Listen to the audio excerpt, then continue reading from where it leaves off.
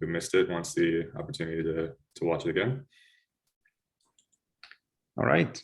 Hello, everyone, and thank you for joining our webinar today on navigating installing an EV charging system for multi-unit residential buildings. My name is Sharif. I'll be your presenter today, along with Wesley Mann. So our aim today is to unfold the process of selecting a working solution for an EV charging system for multi-unit residential buildings. It can be complex and overwhelming, and we wanted to share our experience and explain the solution process so that we can help our customers, that we use to help our customers. So on our agenda today, we want to look at the EV sales trend that's driving the EV solutions and systems market. And then we'll talk briefly about the Mann Group itself. And we will then look at some of the chargers and compare them. And then we'll look at the charging system solutions. Finally, we'll talk about funding, how our process looks like, how we work with our clients, and then we'll take questions at the end. So as far as EV sales, as of Q3 2021, over 1 in 20 new vehicle registrations are either battery EV or plug-in hybrid electric vehicle. And with this demand, EV charging stations will increase proportionately as more and more electric vehicles get on the road. So this is driven by also the government of Canada requiring that 100% of cars and passenger truck sales to be zero emissions by 2035. And to look at what's happening today, Statistics Canada has reported that the proportion of new vehicle registrations that are electric vehicles has dramatically increased compared to the same quarter last year. In terms of numbers, 25.7% increase in battery EV registrations in Q3 of 2021, and 72.8% increase in plug-in hybrid EV registrations. Ontario is in the 3rd place in Canada.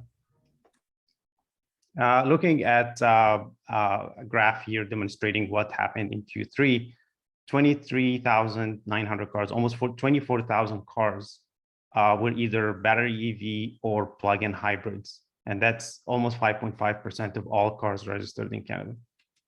And with the mandate to be 100% electric by 2035 in terms of sales, we expect this to be more and more exponential in growth.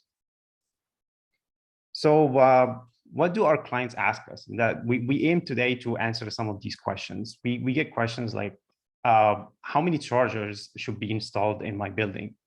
How many chargers can I install in the building? How many my building can handle? How long should a car be connected to fully charge? How do I bill my tenants for their charging system, for the amount of power they consume? Is there funding, government funding that can help me? So before we start answering these questions, we'll talk briefly about our group and expertise. So the Mann Group of companies was founded in 1988.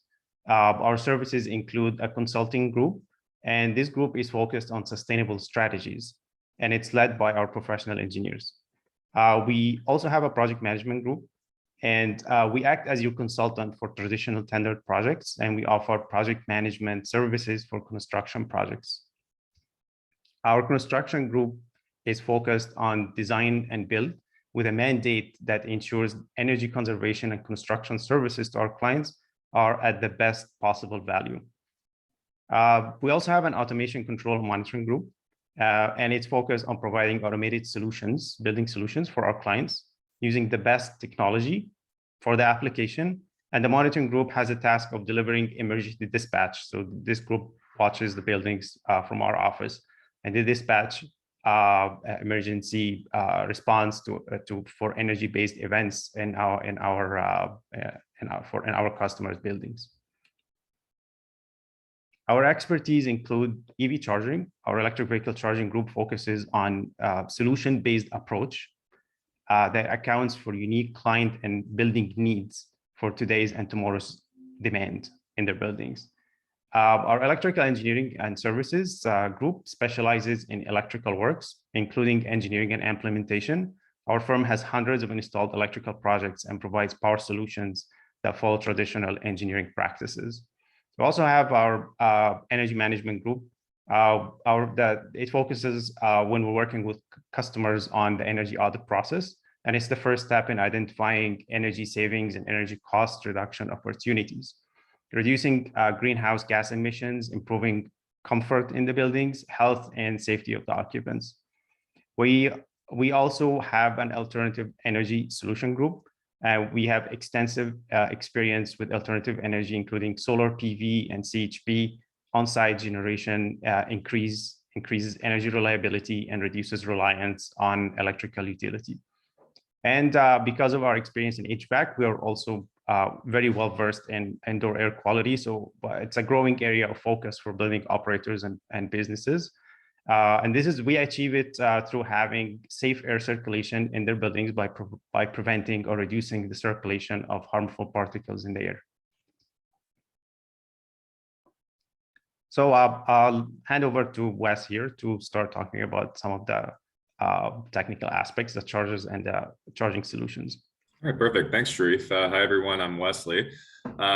Yeah, so, there's so many chargers and suppliers in the market, and our goal as Mann Engineering and Mann Energy Solutions is to provide our clients with guidance in this process. We're a neutral party. We don't necessarily associate with any supplier or charger directly. And our goal is to help find solutions that fit the application that our clients are looking for. And like I said, there's tons of different possible configurations of systems that can be suited for any particular application. So we'll start off just by a quick overview of the different charging speeds that are available. And then you may have heard these before. So there's level 1, level 2, and level 3 chargers. Level 1, it's pretty slow, 120 volts AC, 15 amps. So this is like pretty much what you would plug into a regular wall plug. Typically, we don't really see these installed in multi-residential buildings. It's more of a backup that you would carry around in your car kind of thing. Level 2 chargers are what are typically installed in multi-residential buildings or in homes. Like I have a Tesla Model 3, and I have a level 2 charger installed in my garage, and it's a 40 amp service, which is pretty much kind of the sweet spot for most people, because that'll give you an 8-hour charge time from empty to full. But level 2 chargers can range between 15 amps and about 80 amps. So that gives quite a range of charging speeds. And then level 3 chargers are your DC fast chargers. So this is what you would see at like a supercharger, Tesla supercharger station. It's not typically seen installed very frequently in multi-residential buildings, and the reason why is just because the demand for the electricity, the load is just really high. Like we're talking about 120 kilowatts plus, so most buildings don't have the capacity to be able to handle those. So we would typically recommend level 2 chargers for most applications. Next slide, please, Sharif. Yes. Okay. And then I'll just give a quick overview of the different types of charging systems and networking options. So our non-network system is kind of like what you would see in a single family home installation. So it's a dedicated circuit breaker. So if it's a 40 amp service, you have a 40 amp breaker, which is dedicated just for that charger. And it's standalone. So it doesn't communicate with any of the other chargers for load management purposes.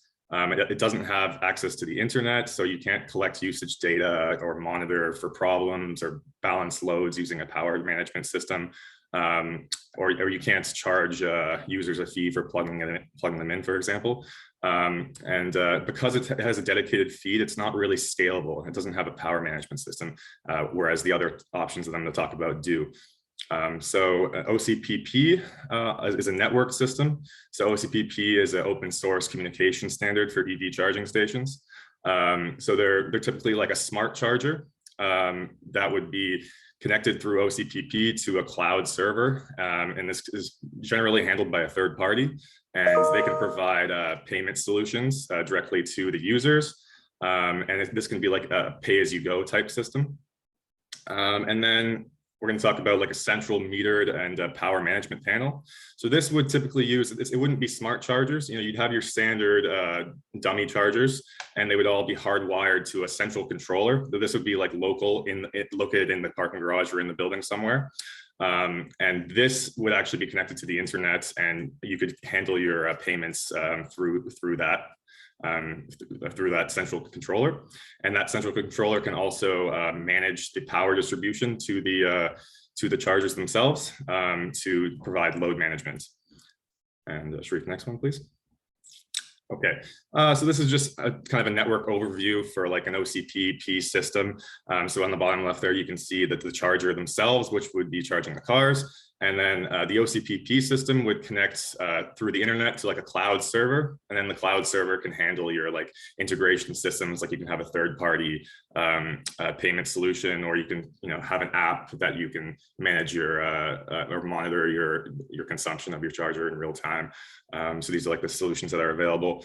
And then the only difference with like the central metered solution that I was talking about is that instead of the chargers themselves connecting directly through the internet, through Wi-Fi, whatever, to the central, like the cloud server, it would be a physical local panel that would be installed in the building. And that panel would be connected to the internet, and that could handle your payment solutions.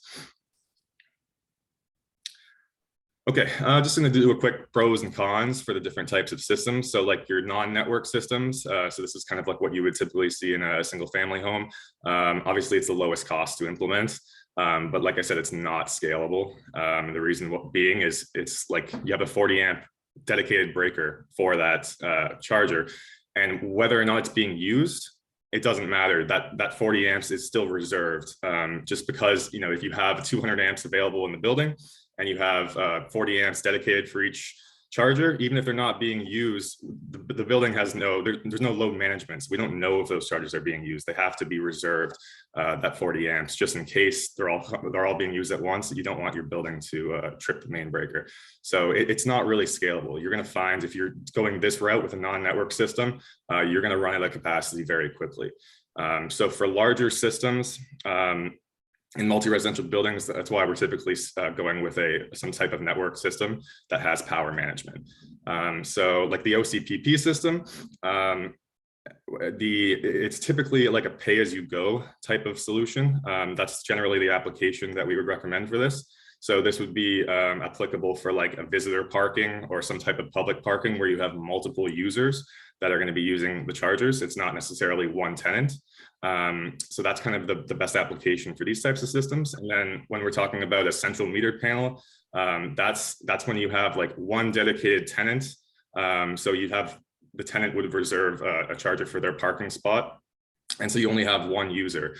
So then these individual chargers would be connected back to our main controller panel. And then that control panel can handle like dynamic load management, and you can bill your tenants monthly based on their consumption. Now you could do this you could directly bill them based on the metering information, or you could have a third party which would handle all the billing for you. And then you would just like the third party would just take the payments and then take their fee, and then at the end of the month they would pay back the condo corporation.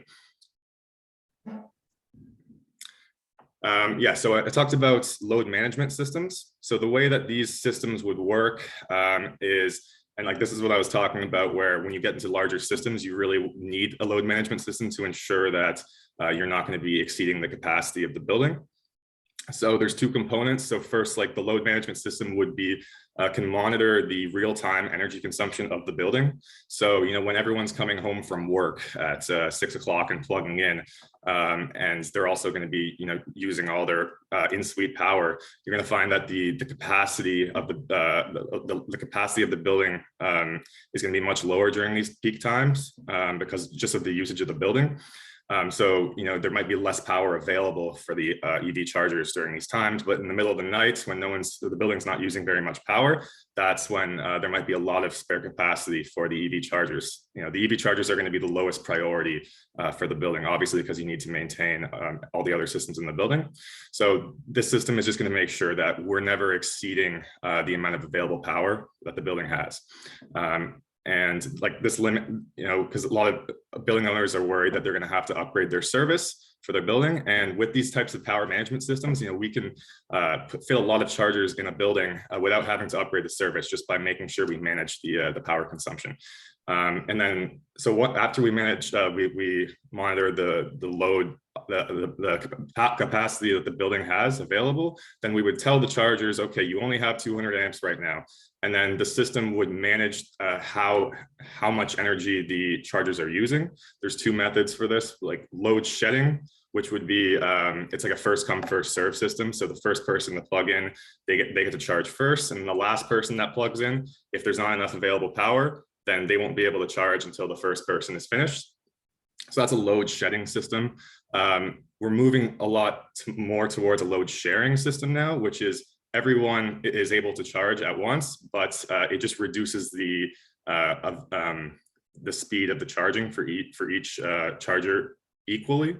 So instead of being able to charge at 100% power, they're going to all derate to like 50%. So everyone gets to charge, but it's just a slower charging speed. So that's kind of what we're seeing more demand for, because it's a little bit of a better system. All right, so thanks, Wes. So I'm going to talk a little bit about funding. So currently there's one program, Zero Emission Vehicle Infrastructure Program, and it's on first come first served basis. So we're hoping that will open again. It's a 5-year program. We're hoping it will open again in the spring, and that's what we expect. This program has a total funding of $280 million, and it will end in 2024. It might be expanded with the demand that we see today, and it's done through distribution organizations, and it can be also done through individual applications. So how the funding works for level 2 chargers that are in 3.3 to 19.2 kilowatt range, the funding is for up to 50% of the total project cost and up to $5,000 per single connector or charger. For fast chargers that are in that range of 20 kilowatt to 49 kilowatt, it's also 50%, funding is 50% of the total project, and a maximum of $15,000 per charger. So the rest of the fast chargers, they're not typical in a multi-unit residential building like an apartment or a condo building, but they could be used if there is if it's a mixed-use building, or if there's a visitor parking, for example, that the owner would like to use and can also generate revenue from it. And the rest are also structured the same way. 50% for the total project, and $50,000 per charger for 50 to 99 kilowatt, and $75,000 for 100 kilowatt and above. And the program also fuels any zero emission vehicle, including hydrogen powered fuel stations. So the way we approach these projects, we look at it from what is best for the building. So we look at all the solutions in the market and we select what works best for this unique building and the client. So we start with a feasibility study where we look at things like what Westcott was talking about. We look at first the distribution system of the building, and we look at the spare capacity that's available. And we typically go visit the site at least once. We look at the single line diagram, and then we select the best option based on available power, select the system that will provide appropriate power management for that particular building and demand, and spare capacity. And we do, in the feasibility study, we provide pricing. We look at for the different options that we believe would work best for that building. Once that's done, we offer a stage 2 as well, where we can be consultants for the rest of the project, where we would tender out the installation process for the installation contractors and procuring the equipment, and then project manage the project. The other option is engineering, procurement, construction, where it's more like a turnkey project where we take ownership of the entire construction process for a fixed price. And finally, we apply for funding on behalf of the client, facilitate the funding process. Okay, so we'll start taking questions now.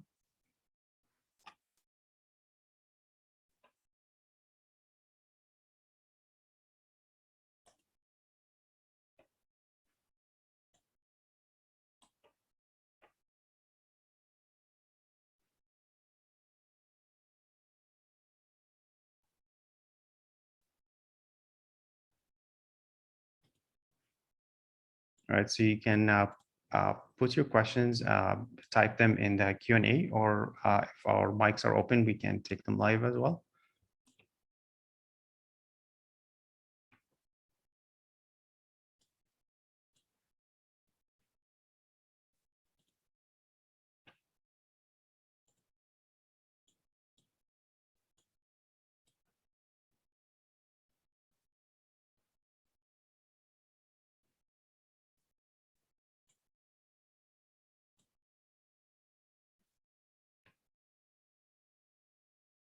Okay, so we have a question from Andrew. What kind of systems are you seeing installed in multi-unit residential buildings at the moment? And how many stations per building are common? So there is no single answer to this. The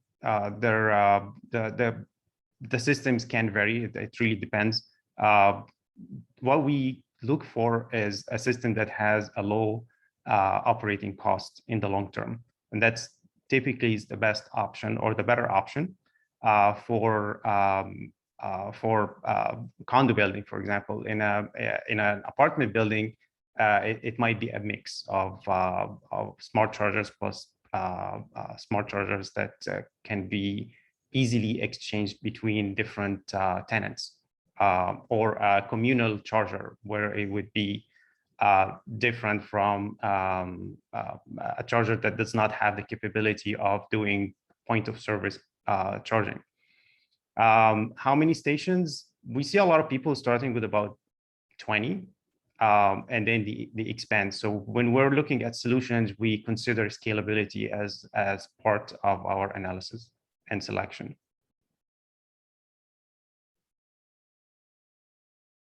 Okay, Wes, you want to take the next question on payment systems for the network systems? Sure. Yeah, so Lisa says, sorry, Liam says, can you elaborate on the payment system for the network systems that are preferable for the individual tenants, central panel / controller? Is this set up from the manufacturer of the system, or can the usage easily be monitored by building staff and then determine how much is owed that month? Yeah, very good question. So yeah, when we're talking about individual tenants, the solution we generally recommend is the central panel controller, what I was mentioning in my presentation.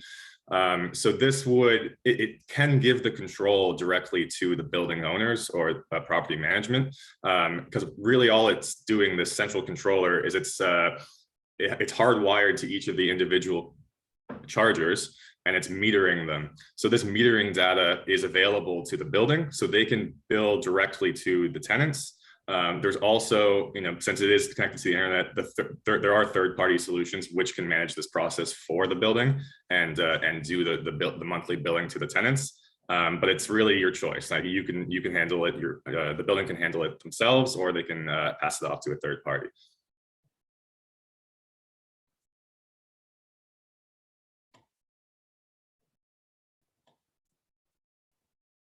Hopefully that answers the question.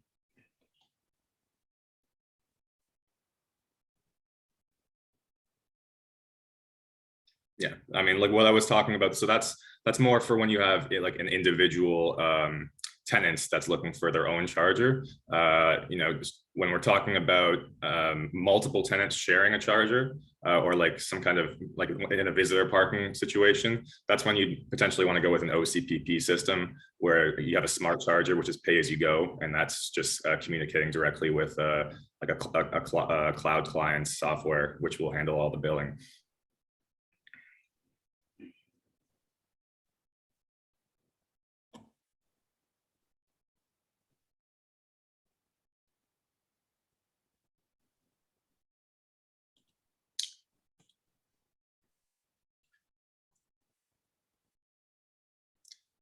So if you have questions later, please send them to us by email, and we'll respond right away. Hey, Sharif, Andrew has another question here. You want to take that one? Yeah. Okay, how long does the process take from first contact to install typically? So it depends on the size of the system, but the initial study will take anywhere from 4 to 6 weeks. And then there's the next step would be the tendering process. If we go the tendering solution, it can take another couple of weeks as well, for another 3-4 weeks. And then the installation is typically depends how smooth the whole permits, ESA permits and access process would go. It could take another week or two, provided that the equipment, of course, can be procured without delays. So I would say it's a 3 to 4 months process in total.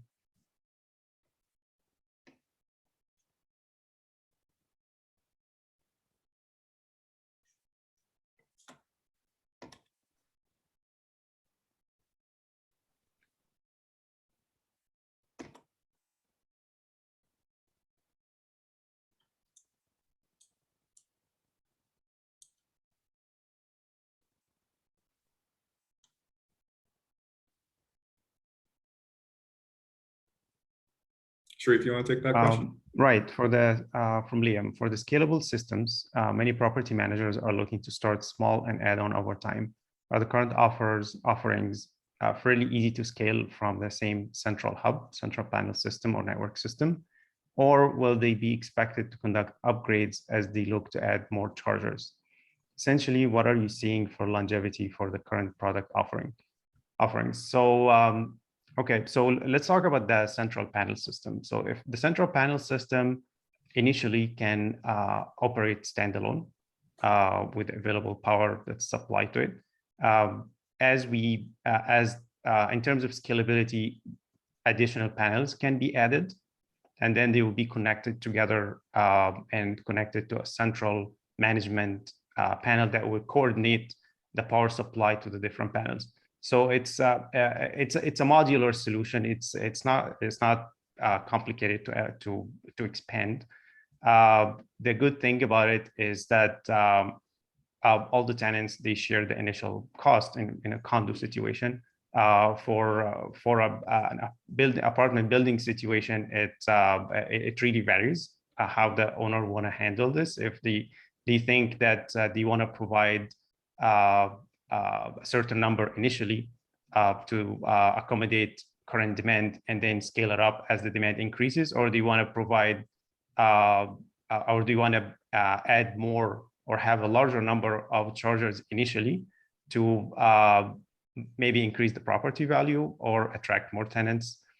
So it really depends on what the owner of the building would prefer.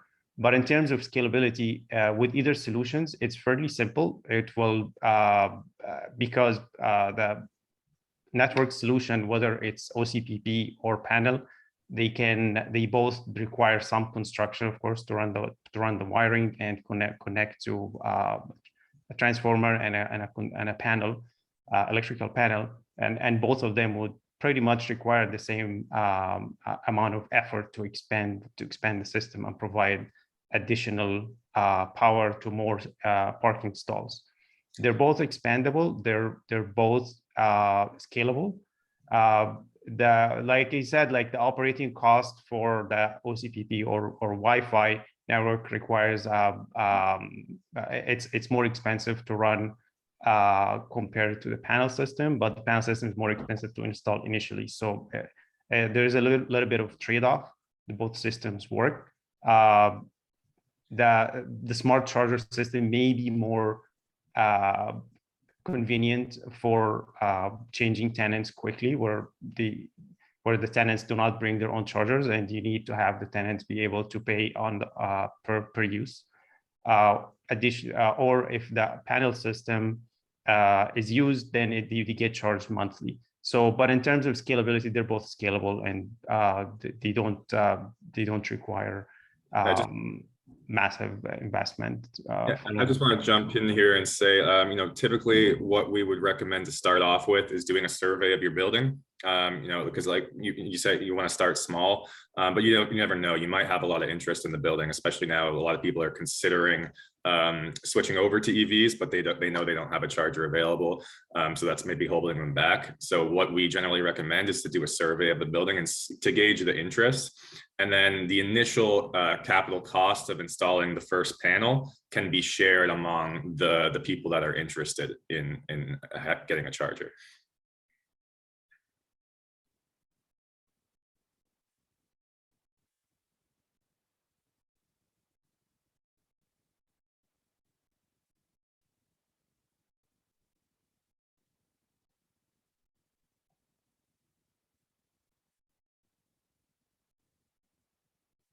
All right, so I see a question from Andrew Young.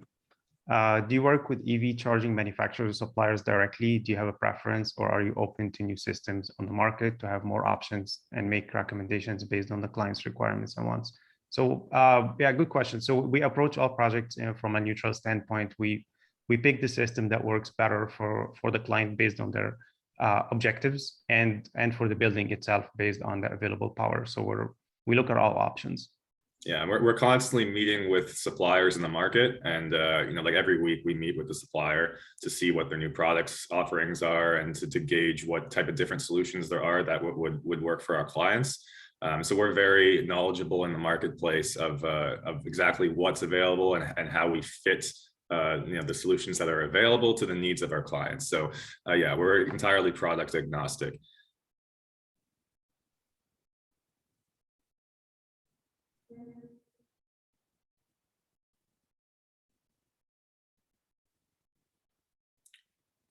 Okay, I think we're getting cut short for time here. So any other questions that anyone has, you know, feel free to send us an email and we'll be sure to respond. And you know, thank you everyone for coming and listening to us. Sharif, anything else to add, or? No, I just want to remind everybody that if you have any more questions, you can email them to us and we'll send you back the response right away. Yeah. Thank you so much for attending. I hope you found it informative. Yeah. Thank you very much, everyone. Thank you.